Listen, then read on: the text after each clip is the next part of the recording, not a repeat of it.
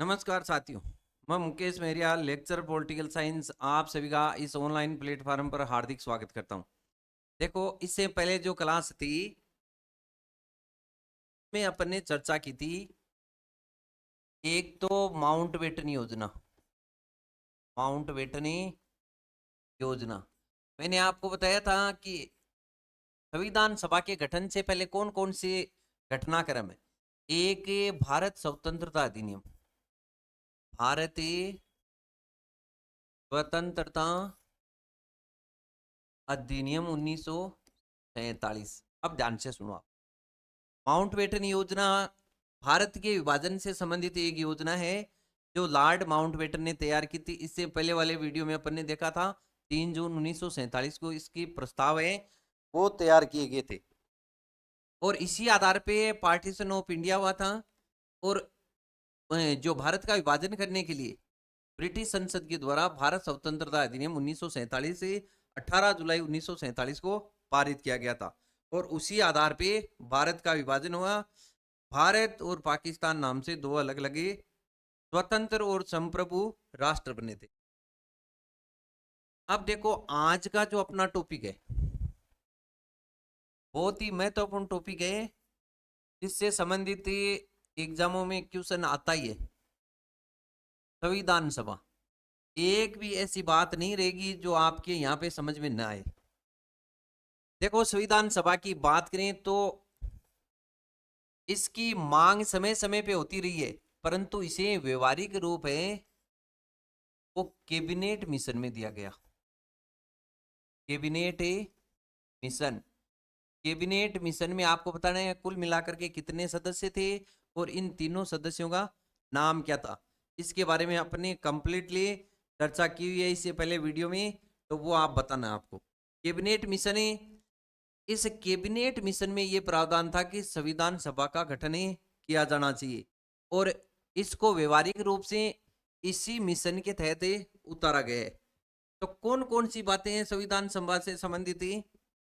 पहली बात तो विश्व स्तर पे बात करें, संविधान सभा जैसा शब्द है वो सर हेनरी मेन, ये ब्रिटिश ब्रिटेन के कैंडिडेट हैं, ब्रिटिश न्यायविद हैं, ये जस्टिस हैं जिन्होंने बताया कि भाई एक संविधान सभा के माध्यम से संविधान का निर्माण करना चाहिए, लिखित संविधान होना चाहिए। तो सर हेनरी मेन ने दिया विश्व स्तर पे पहली जो संविधान सभा है, विश्व की पहली संविधान सभा है फिलाडेल्फिया, फिलाडेल्फिया सम्मेलन, सम्मेलन।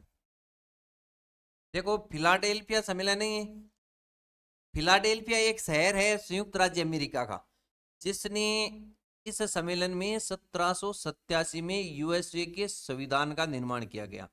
यूएसए संविधान के फॉर्मेशन की बात है तो वो है 1787। और विश्व में पहला लिखित संविधान है वो किसका है, यूएसए का संविधान है, जिसको संविधान सभा ने तैयार किया। उस संविधान सभा का नाम है फिलाडेल्फिया सम्मेलन।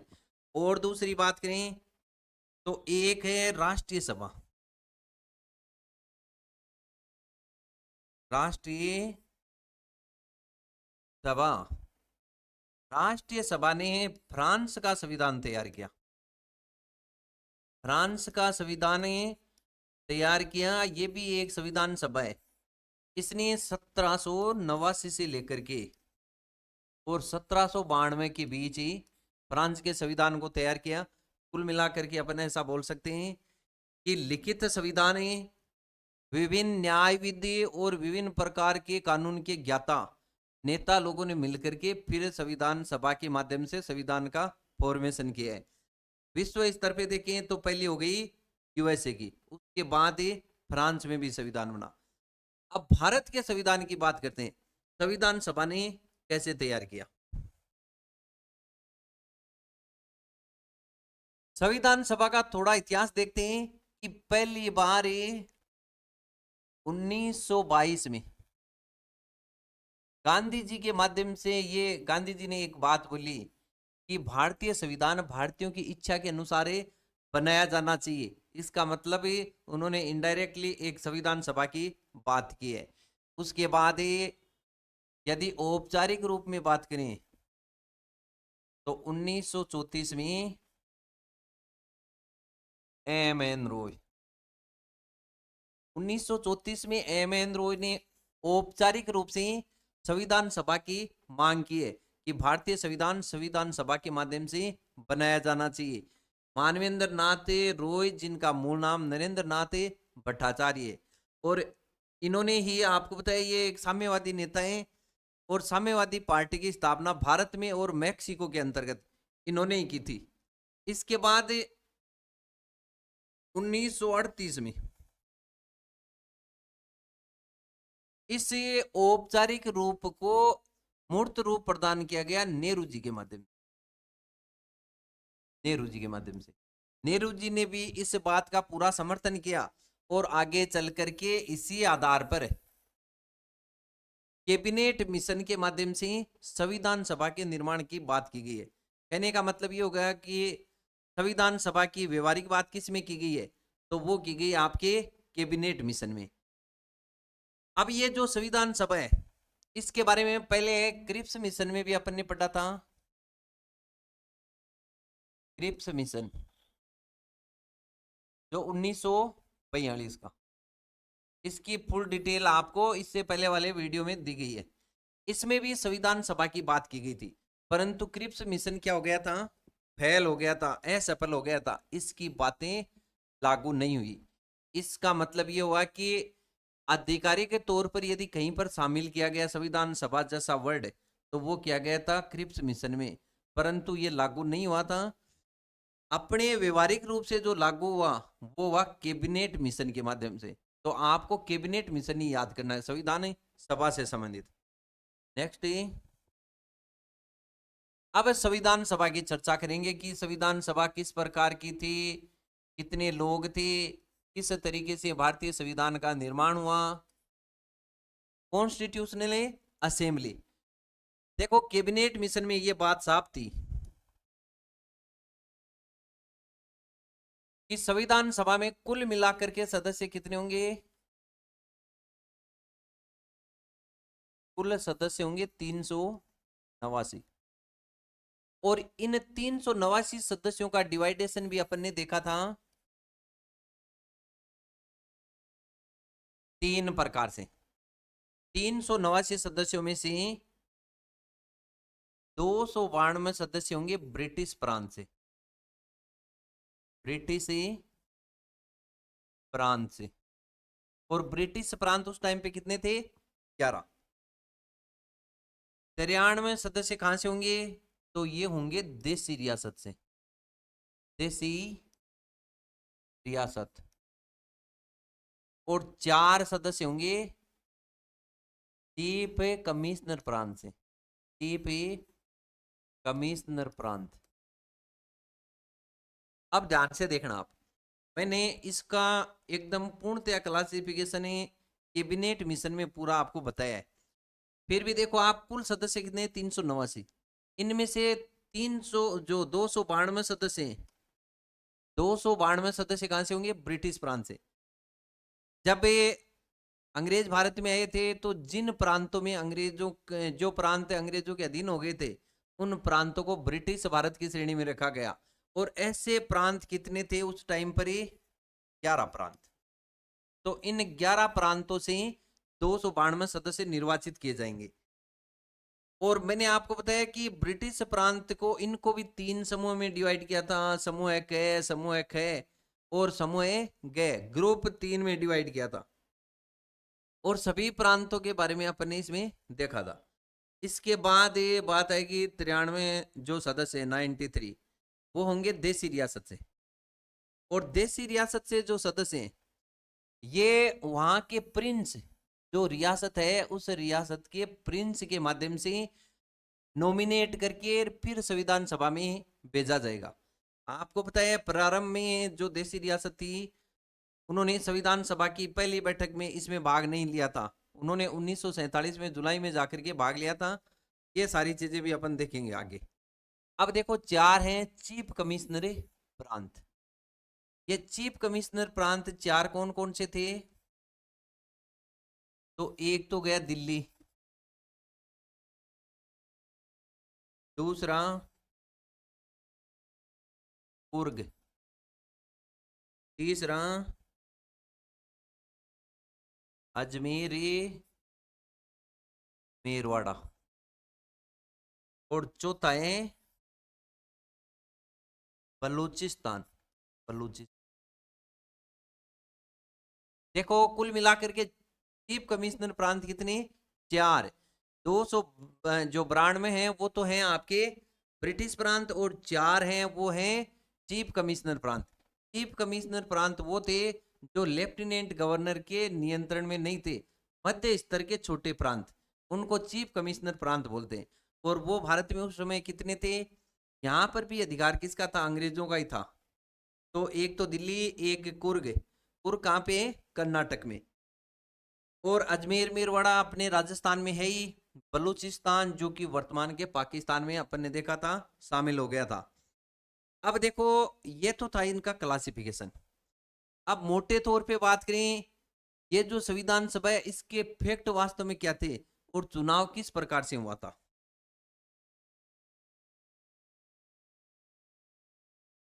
संविधान सभा के यदि फैक्ट की बात करें, ये आपको बहुत ही ज्यादा एग्जामों में मिलते हैं। पहली बात तो संविधान सभा के चुनाव हैं उसमें वयस्क मताधिकार का प्रयोग नहीं किया गया।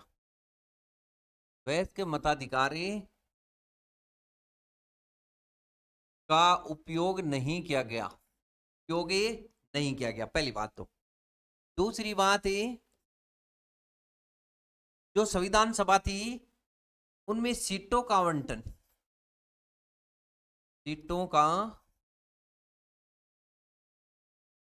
आवंटन, सीटों का आवंटन किया गया था प्रति 10 लाख पर एक, प्रति 10 लाख पर एक सदस्य, एक सदस्य। देखो ये डायरेक्ट आपको एग्जाम में पूछी जाती है। आजकल जो एग्जाम है उसकी जो पॉलिटिकल साइंस जिस एग्जाम में आती है तो उसका थोड़ा अलग ही प्रकार के क्वेश्चन आते हैं, तो पूरा आपको डीपली पढ़ना पड़ेगा इसमें। तो सीटों का आवंटन प्रति 10 लाख पर एक सदस्य बनना था। कितने? 292 जो सदस्य थे उनसे संबंधित बात हो रही है। और साथ में 4 केंद्र शासित वाले, इनकी बात हो रही है। महिलाओं ने इसमें मत किया या नहीं किया तो वो बात भी आपको जाननी आवश्यक है। महिलाओं ने भी मताधिकारी का उपयोग किया। कहने का मतलब ये हो गया कि इस चुनाव में महिलाओं ने भी भाग लिया था। अब ये जो चुनाव थे वो किन के माध्यम से चुने जाने थे? प्रांतीय विधानसभा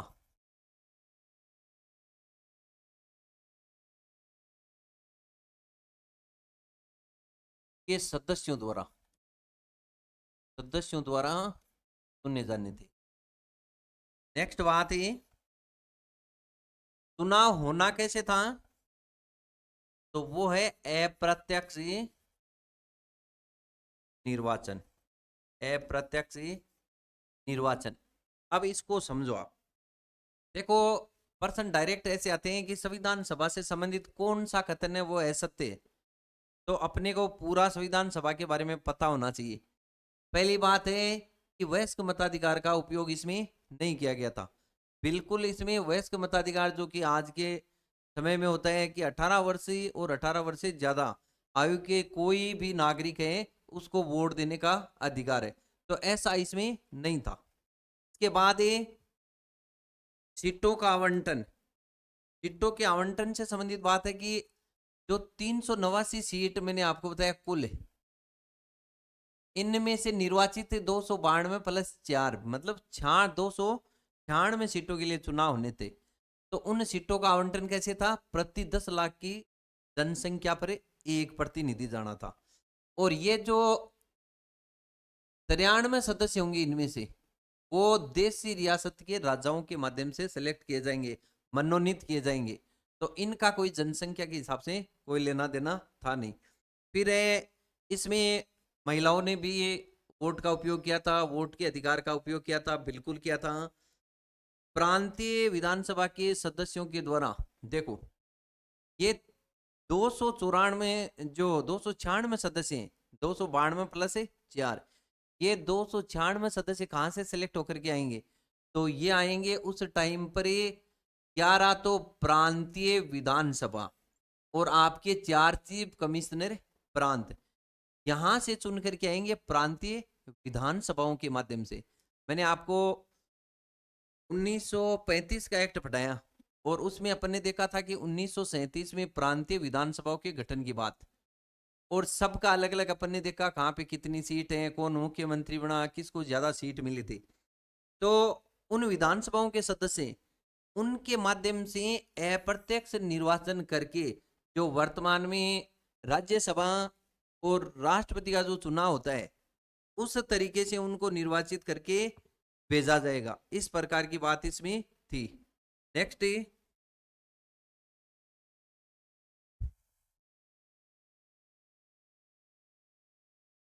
देखो संविधान सभा है वो बहुदलीय निकाय थी,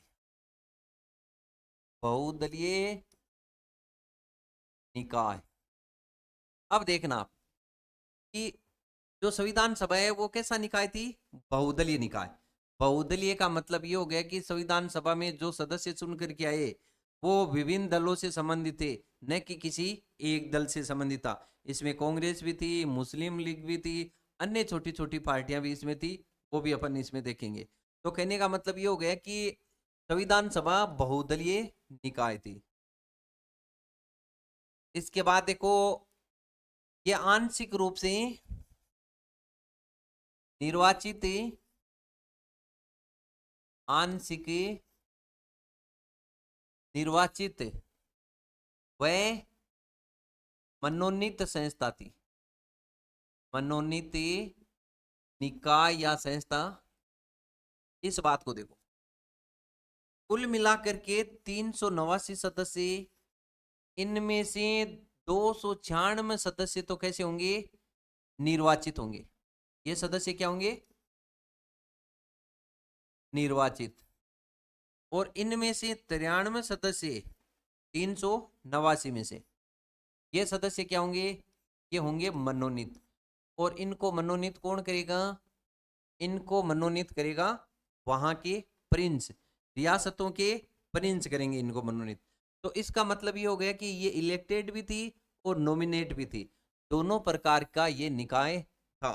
नेक्स्ट देखो इसके बारे में बात करें कि इसमें सांप्रदायिकता, सांप्रदायिक आधार पर निर्वाचन, सांप्रदायिक आधार पर ही निर्वाचन। इस पॉइंट को देखो आप, संविधान सभा सांप्रदायिक आधार पे निर्वाचन क्षेत्रों में डिवाइड थी। मैंने आपको बताया था कैबिनेट मिशन में कि कुल मिलाकर के 389 सदस्यों को 3 समुदाय में डिवाइड किया गया था। 3 समुदाय, देखो वो 3 समुदाय कौन कौन से? एक समुदाय है सामान्य, दूसरा मुस्लिम, और तीसरा सिख। देखो भारतीय संविधान को निर्माण करने वाली संविधान सभा वो पूर्णतया सांप्रदायिक आधार पर निर्वाचित संस्था थी। और किस तरीके से थी? 3 संप्रदायों में डिवाइड किया गया, एक सामान्य, और सामान्य को उसमें से 213 सीट दी गई थी। सामान्य कौन थे? मुस्लिम और सिख के अलावा अन्य धर्मों के लोग सामान्य की श्रेणी में। मुस्लिम इसमें कुल सदस्य 79, सिख 4। कहने का मतलब ये हो गया कि संविधान सभा वास्तव में सांप्रदायिक आधार पर डिवाइड थी कि एक प्रांत है, उस प्रांत की विधानसभा में सदस्य हैं वो भी समुदाय के आधार पे थे, तो वो सब मिलकर के न करके और अपने अपने संप्रदाय के लोग को प्रतिनिधि के रूप में वहां पे भेजेंगे इलेक्ट करके। तो ये क्या है, कुल मिलाकर के 3 संप्रदाय में इनका डिवाइडेशन है। 213 है सामान्य, 79 है मुस्लिम है और सिख है 4। इस प्रकार से ये कुछ फैक्ट हैं संविधान सभा से संबंधित। अब देखो, इनका निर्वाचन होता है, संविधान सभा का चुनाव, संविधान सभा का निर्वाचन या इनका चुनाव। देखो एक एक चीज को आराम से समझो, यदि कोई चीज समझ में नहीं आती है तो वो आप कमेंट के माध्यम से पूछ लेना। मैंने आपको बताया कि 292 ब्रिटिश प्रांत से प्लस 4 कहां से, चीफ कमिश्नर प्रांत से, कुल मिलाकर के 296 सीटों की बात आ गई। पहला प्रश्न यहाँ पे ये बनता है कि संविधान सभा में कुल कितनी सीटों के लिए निर्वाचन हुए थे, कितने सदस्यों के लिए यहाँ पे चुनाव हुआ था, तो वो है आपके 296 सीटों के लिए। अब इनका चुनाव हुआ कभी, तो देखो इनका चुनाव हुआ था जुलाई अगस्त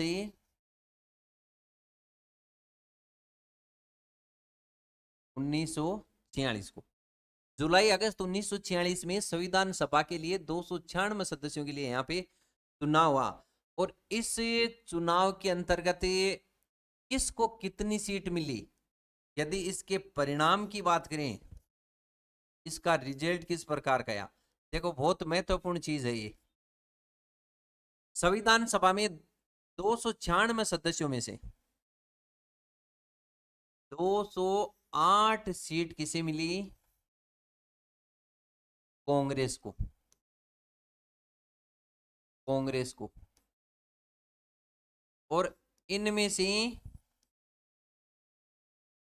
73 सीट ये किसे मिली, तो मुस्लिम लीग को। में इसके बाद ये 7 जो सीट है वो मिली थी अन्य दलों को, अन्य दलों को मिली थी। और 8 सीट किसे मिली, ये मिली निर्दलीय, निर्दलीय। ध्यान से देखो 296 सीटों के लिए चुनाव ये जुलाई अगस्त 1946 में। और इन सीटों में किसको कितनी सीट मिली, तो सीट मिली 208 सीट मिली कांग्रेस को, 73 सीट मिली मुस्लिम लीग को, 7 सीट मिली अन्य दलों को, छोटे छोटे दल हैं 7, उनको एक एक सीट मिली, और 8 सीट मिली निर्दलियों को। कांग्रेस ने यहाँ पे कैसे क्या किया था, कांग्रेस ने अपने कुल मिलाकर के 210 प्रतिनिधियों को उतारा था, और उनमें से केवल 199 उम्मीदवार ही उनके सक्सेस हुए थे, चुनाव को जीता था। फिर जो 9 उम्मीदवार हैं वो है कांग्रेस समर्थित उम्मीदवार, जिन्हें कांग्रेस को वोटिंग की थी, तो ऐसे छोटे दलों ने मिलकर के इनको सपोर्ट किया, तो वो कुल मिलाकर के कांग्रेस के खाते में चलेगी 208, 199 प्लस 9। अपने को ये याद करना इतना डिटेल में न होकर के कि 208 सीट किसे मिली थी, संविधान सभा में कांग्रेस को। फिर 73 सीट मुस्लिम लीग को। मुस्लिम लीग जो कि 1906 में इसका गठन हुआ था, मुस्लिम लीग ने कुल मिलाकर के 78 स्थानों पे चुनाव लड़ा था, 78 स्थानों पे, और इन 78 में से 5 में हार गई और 73 में ये 73 में जीती थी। फिर 7 अन्य दलों को मिली। अब इन दलों की अपन नेक्स्ट स्लाइड में बात करते हैं। 8 सीट मिली निर्दलीय को। अब देखो ये 7 सीट किसे मिली, ये छोटे छोटे दल थे उस टाइम पे, यूनियनिस्ट पार्टी, इसको मिली थी 1 सीट। इसके बाद ये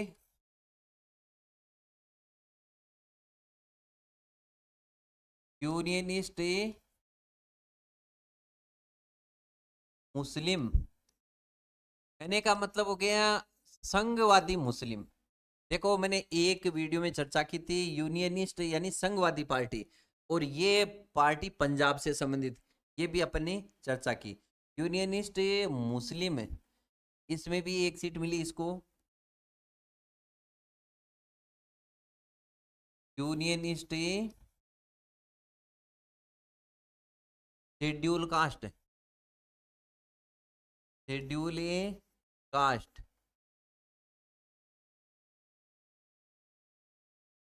इसको भी एक सीट मिली, शेड्यूल कास्ट यानी एससी। इसके बाद ये चौथे नंबर पे बात करें तो एक थी schedule caste federation,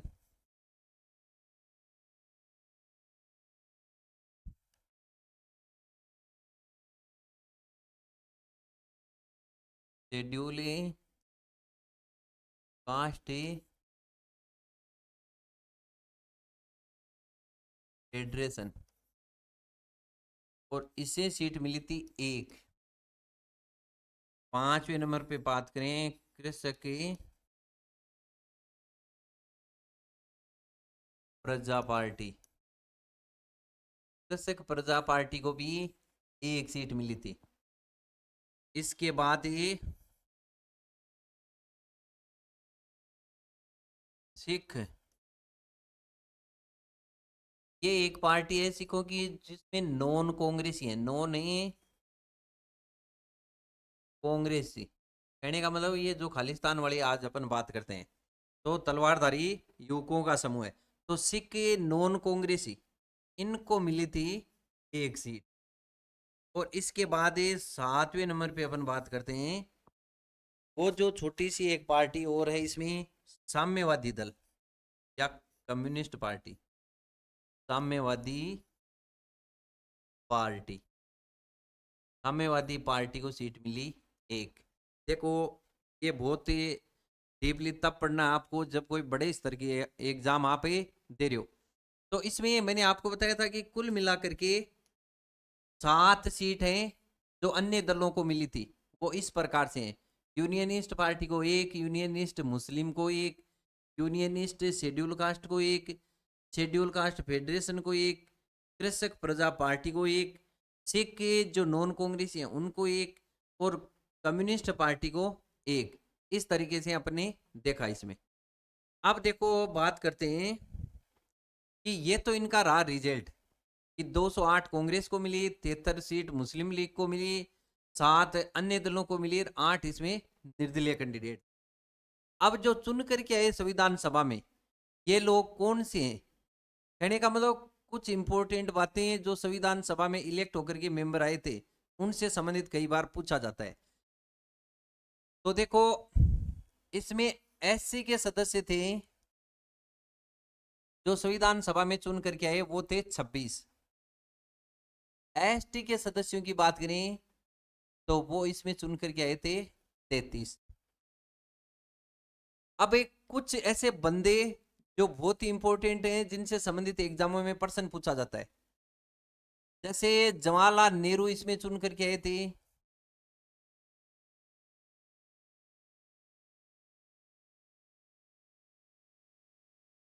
Jawaharlal Nehru कहां से चुन के आए, संयुक्त प्रांत से, कहने का मतलब यूपी से, संयुक्त प्रांत से। इसके बाद ये श्यामा प्रसाद मुखर्जी, श्यामा प्रसाद मुखर्जी,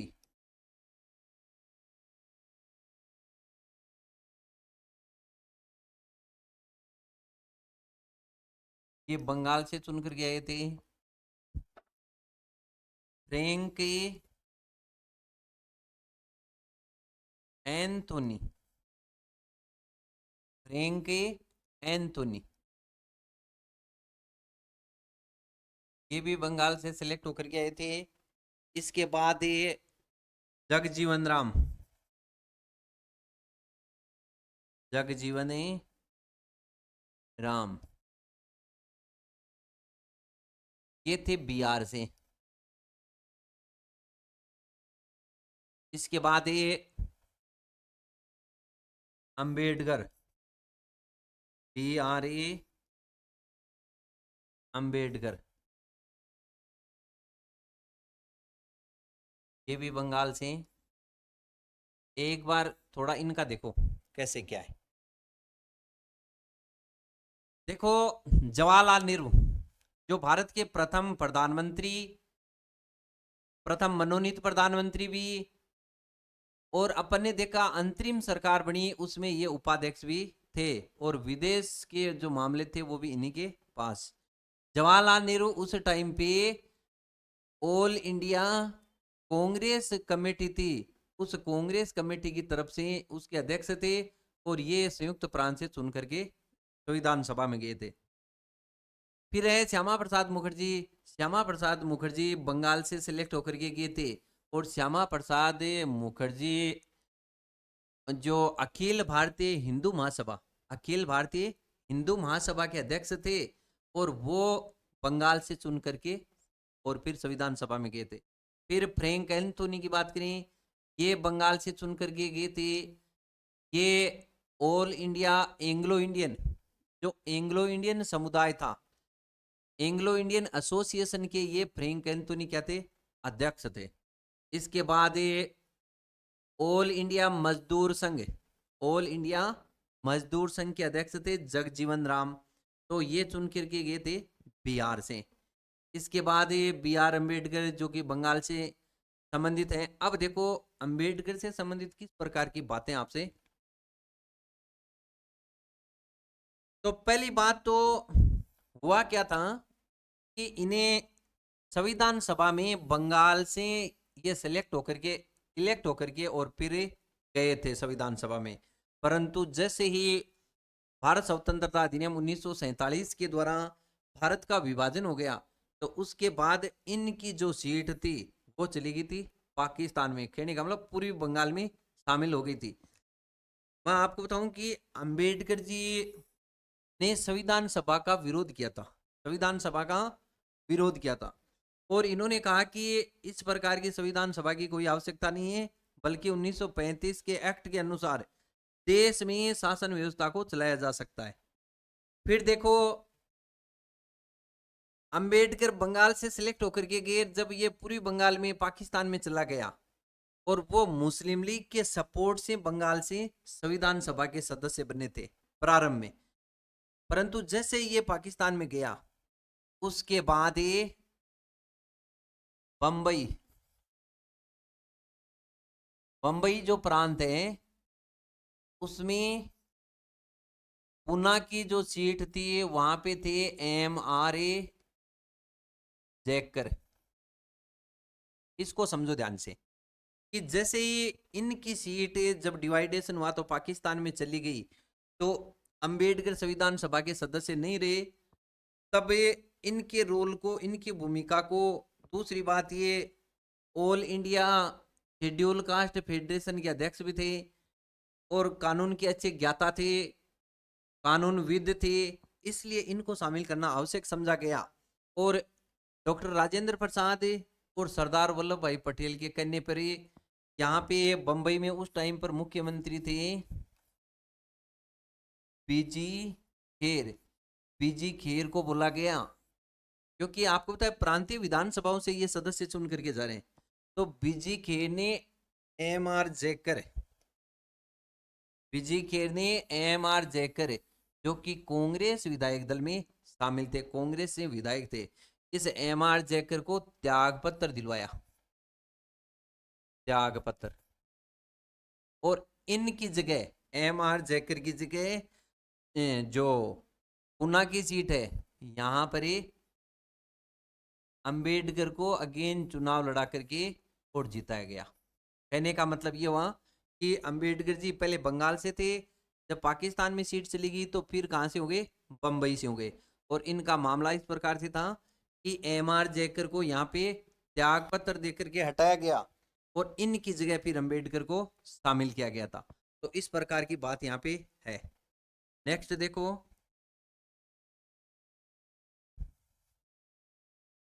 एक कैंडिडेट है कामेश्वर सिंह। कामेश्वरी सिंह। देखो कामेश्वर सिंह है, ये ऑल इंडिया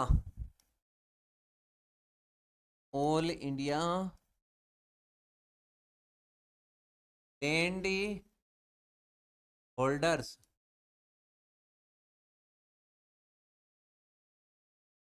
एसोसिएशन।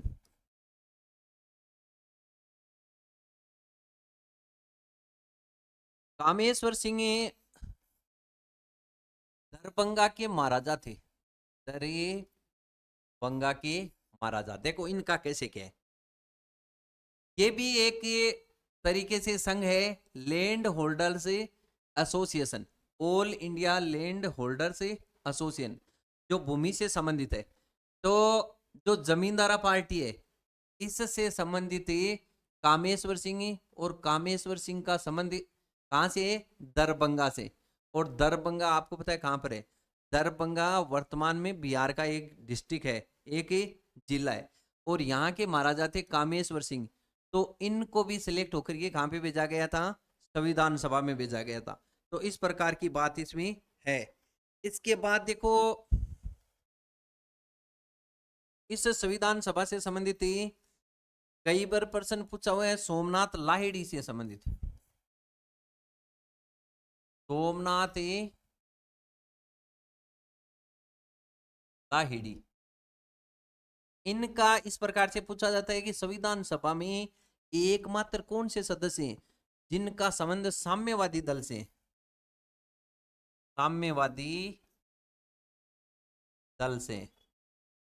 देखो सोमनाथ लाहिड़ी है, ये साम्यवादी दल से संबंधित हैं और बंगाल से सिलेक्ट होकर के गए थे। कहां से, बंगाल से सिलेक्ट होकर के गए थे।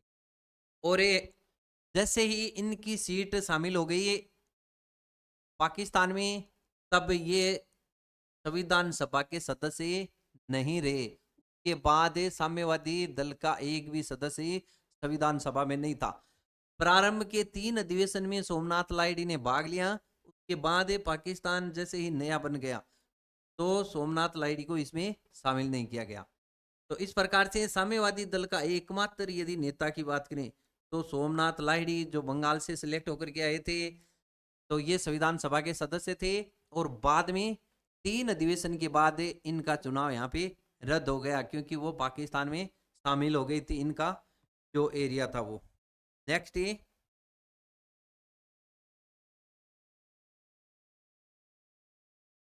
अब अपन देखते हैं कि ये जो संविधान सभा है इसमें महिलाओं की क्या भागीदारी थी। महिला सदस्य, देखो साथियों, आज की जो एग्जाम है उसमें अलग प्रकार के क्वेश्चन आते हैं। तो आपको पूरी डिटेल यदि पता नहीं होगी तो आप रियल में उसके एग्जैक्ट आंसर को नहीं दे पाओगे। तो संविधान सभा में महिलाओं की भागीदारी क्या है, तो पहली बात तो 389 जो सदस्य थे उसमें महिलाएं थी कितनी कुल, तो संविधान सभा में महिलाओं की संख्या थी 15।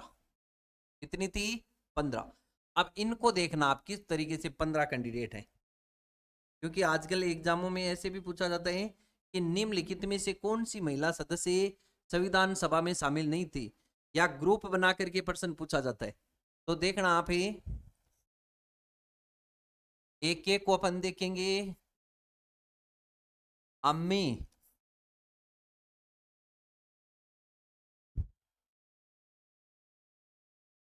अम्मू, अम्मू स्वामीनाथन, स्वामीनाथन,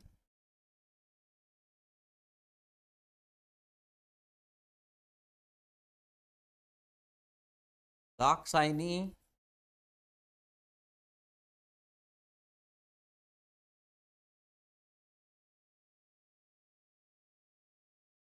वेला दुर्रन। तीसरे नंबर पे डी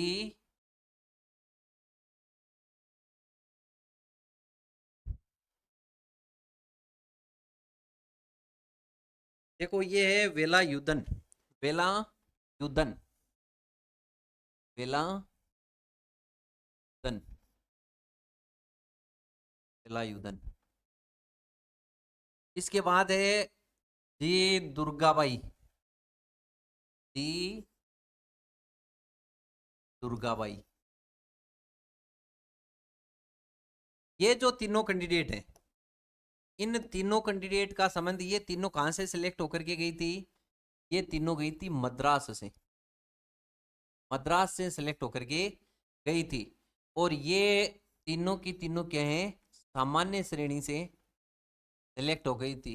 मैंने आपको बताया था कि ये जो कैंडिडेट हैं इनको सांप्रदायिक आधार पर तीन भागों में बांटा, सामान्य, मुस्लिम और सिख। तो ये सामान्य से थी और तीनों की तीनों कहां से संबंधित हैं? ये तीनों की तीनों शामिल जो कहां से हैं? मद्रास से। इसके बाद अपन बात करें चेता कृपलानी।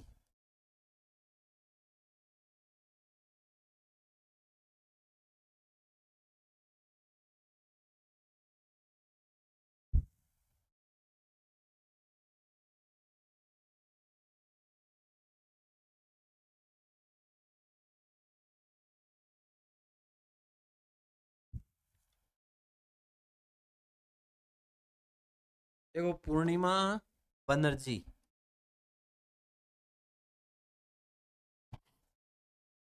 ये सुचेता कृपलानी की यदि देखें, सुचेता कृपलानी आपको बताया कि ये भारत की प्रथम महिला मुख्यमंत्री है जो यूपी में बनी थी। इसके बाद ये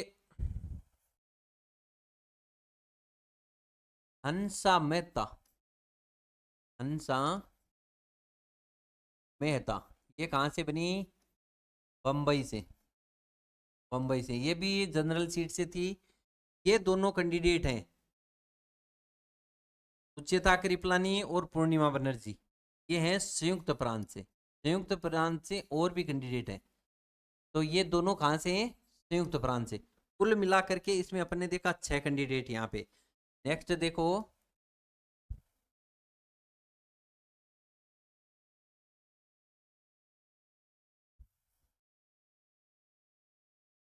बेगम एजाज रसूल, बेगम एजाज रसूल, ये भी कहां से हैं? संयुक्त प्रांत से संबंधित। इसके बाद देखिए अपने मालती चौधरी, मालती चौधरी। नेक्स्ट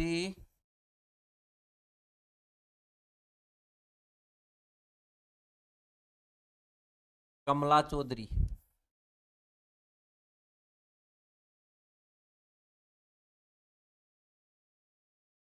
नेक्स्ट है विजय लक्ष्मी पंडित, विजय लक्ष्मी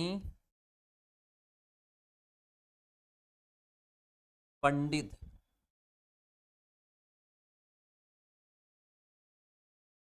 नेक्स्ट सरोजनी नायडू, सरोजनी नायडू।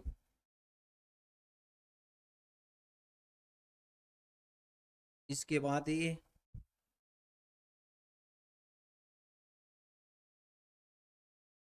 11 के बाद 12 लीला राय, लीला राय, रेणुका राय का राय।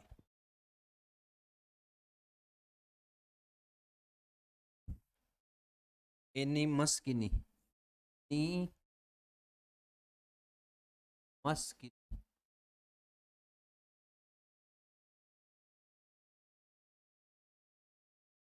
और राजकुमारी अमृत को, राजकुमारी अमृत।